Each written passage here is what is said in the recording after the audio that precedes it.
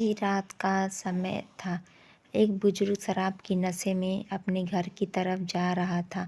रास्ते में एक खंबे की लाइट जल रही थी। उस खंबे के ठीक नीचे एक 17 से 18 साल की लड़की पुराने फटे कपड़े में डरी सहमी सी अपने आंसू पोंछते हुए खड़ी थी। जैसे ही उस बुजुर्ग की नज़र उस लड़की पे पड़ी, वो रुक सा गया। लड़की शायद उजाले की चाह में लाइट के खंबे के पास चिपकी हुई सी थी।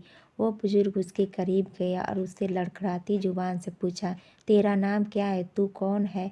और इतनी रात को यहाँ क्या कर रही? लड़की चुपचाप डरी सहमी नज़रों से दूर किसी को देखे जा रही थी। उस बुजुर्ग ने जब उस तरफ देखा जहाँ लड़की देख रही थी, तो वहाँ 4 लड़के उस लड़की को घूर रहे थे। उनमें से एक को वो बुजुर्ग जानता था।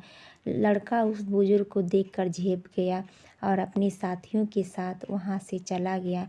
लड़की उस शराब के नशे में बुजुर्ग से डरती भी थी, फिर भी उसने हिम्मत करके बताया, मेरा नाम पायल है, मैं अनाथ आश्रय से भागी आई हूँ। मेरे कुछ लोग मुझे आज रात को कहीं भेजने वाले थे।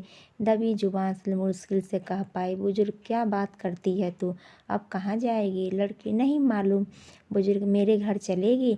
लड़की मन ही मन सोच रही थी कि ये शराब के नशे में है और आधी रात का समय है, ऊपर से शरीफ भी नहीं लगता। और भी कई सवाल उसके मन में धमाचौड़ी मचा रहे थे। बुजुर्ग, अब आखिरी बार पूछता हूँ, मेरे साथ मेरे घर चलेगी? बदनसीबी को अपना मुकद्दर मान बैठी। गहरे गुप्पी अंधेरे से घबराई हुई सब कुछ भगवान के भरोसे छोड़कर लड़की ने दबी कुचली जुबान से कही, जी हाँ।